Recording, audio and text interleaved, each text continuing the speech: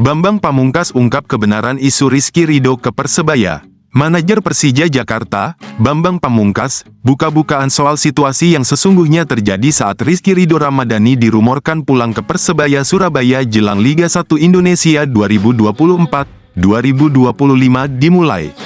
Sebelum Liga 1 2024-2025 bergulir, isu Rizky Ridho meninggalkan Persija Jakarta memang sangat kencang. Sejumlah klub dilaporkan berebut pemain berposisi bek tengah itu, termasuk yang paling ramai adalah Persebaya Surabaya.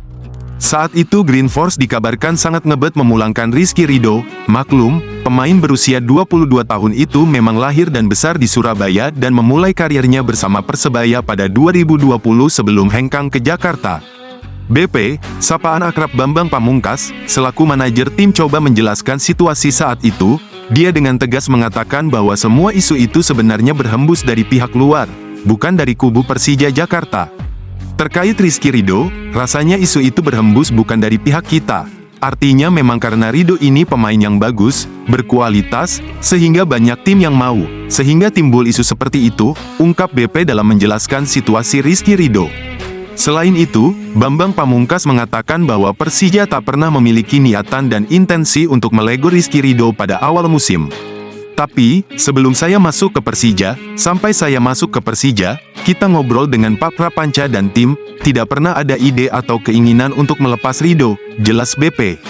Rizky Ridho pun pada akhirnya dipastikan bertahan bersama Persija Jakarta. Bek kesayangan Sinteyong di timnas Indonesia itu kemudian ditetapkan sebagai kapten anyar macan Kemayoran untuk menggantikan Andritani Ardiasa. Gilson Costa jadi pemain asing Persebaya dengan minim menit bermain. Gelandang asing Gilson Costa masih belum tampil maksimal selama membela Persebaya Surabaya. Pemain asal Portugal itu sebenarnya selalu tampil dalam total 10 pertandingan bajul ijo di BRI Liga 1 2024-2025. Namun, hanya 3 kali dia tampil penuh selama 90 menit, sisanya selalu diganti di penghujung laga, selama tampil tidak penuh 90 menit. Kebanyakan Andre Octaviansyah yang jadi pemain pengganti. Terbaru, Gilson Costa kini malah mengalami cedera, dia masih memiliki waktu untuk sembuh selama FIFA Matchday. Dia mengalami cedera, yaitu cedera bahu dan engkel, jadi dia bermain selama dia bisa, dan Andre siap menggantikannya. Terpenting bagi saya adalah tim, kata Paul Munster, pelatih Persebaya Surabaya.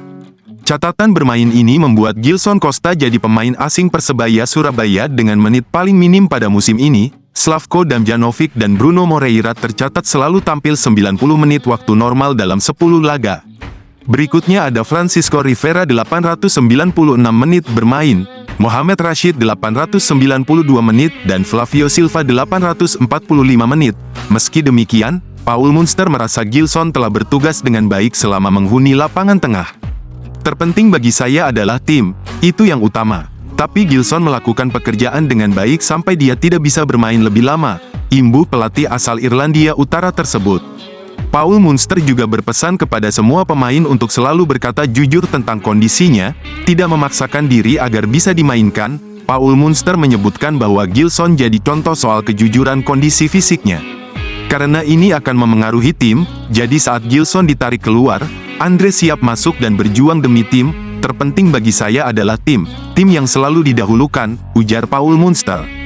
Bos Persebaya Surabaya beri bocoran transfer A1, bonek langsung curigai satu nama besar di luar dugaan. Dilansir tribunwow.com, belum lama ini, beredar cuplikan video Presiden Persebaya Surabaya, Azrul Ananda saat membeberkan paparannya yang disinyalir di depan para bonek. Di mana, dalam momen itu, Azrul Ananda yang mengenakan jersey merah Persebaya Surabaya menyinggung soal adanya beberapa mantan pemain bajul ijo yang ingin kembali pulang. Dalam paparan itu, ada clue mencolok yang disebutkan bos Persebaya Surabaya, Azrul Ananda. Azrul Ananda menyebutkan jika ada mantan Persebaya Surabaya 2 tahun terakhir yang ingin comeback karena gaji 4 bulan gak dibayar, begitu juga dengan bonusnya. Ia juga menyinggung soal kans menerima kembali sang mantan ke Persebaya Surabaya, namun harus selesaikan terlebih dahulu urusannya dengan bekas tim. Ada juga beberapa ini ketika dia sudah pindah, ini dalam 2 tahun terakhir pengen balik gitu. Kenapa? Ternyata 4 bulan nggak dibayar, bonusnya nggak dibayar, kayak gitu. Ya kan mending di sini ya bilang kayak gitu.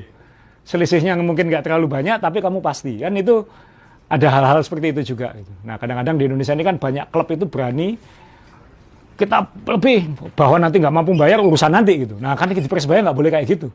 Kita nggak boleh ada cacat itu kita nggak boleh ada. Nah ini, tapi sekarang saya kira reputasi Persebaya bagus ya, kemudian mereka akan ya lebih yakin di Persebaya daripada lebih besar di tempat lain.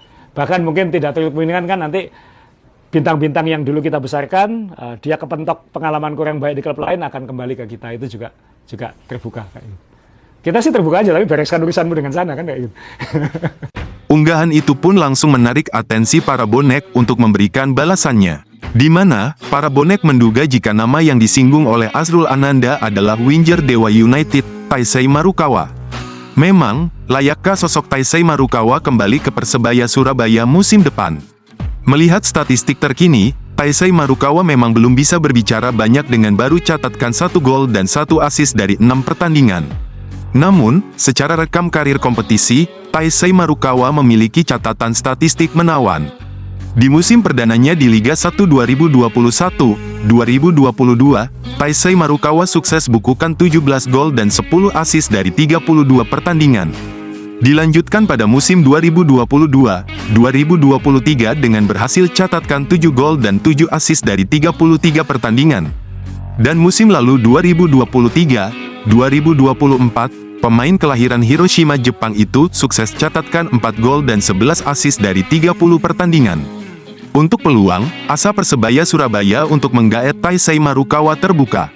Pasalnya, Taisei Marukawa memiliki kontrak bersama Dewa United sampai dengan akhir musim 2024-2025. Sehingga, jikalau harus menebus kontraknya, Persebaya Surabaya hanya tinggal membayarkan sisa kontrak setengah musim Taisei Marukawa bersama Dewa United. Persebaya bersiap hadapi Persija. Persebaya Surabaya bersiap menghadapi Persija Jakarta dalam laga pekan ke-11 BRI Liga 1 2024-2025. Pelatih Persebaya Paul Munster menyampaikan bahwa meski pemain diberi waktu istirahat, mereka tetap menjalani program individu yang diawasi secara ketat. Beberapa hari libur, tapi seperti yang selalu saya katakan, mereka selalu memiliki program individu. Mereka menunjukkan semua video mereka kepada saya dan apa yang telah mereka lakukan selama libur. Kami juga melakukan pemeriksaan berat badan, dan semuanya baik-baik saja, tuturnya. Persebaya Surabaya kini berupaya memaksimalkan waktu yang ada selama jeda kompetisi ini, tidak hanya untuk memulihkan kondisi fisik tetapi juga memperbaiki aspek teknis guna mempertahankan performa positifnya. Meskipun kemenangan di laga sebelumnya menjadi modal penting, ia menyadari masih ada banyak hal yang perlu diperbaiki tim berjuluk Bajul Ijo itu, terutama dalam aspek penyelesaian akhir. Latihan finishing setelah 2 minggu libur, masih banyak yang harus diperbaiki, kata Paul.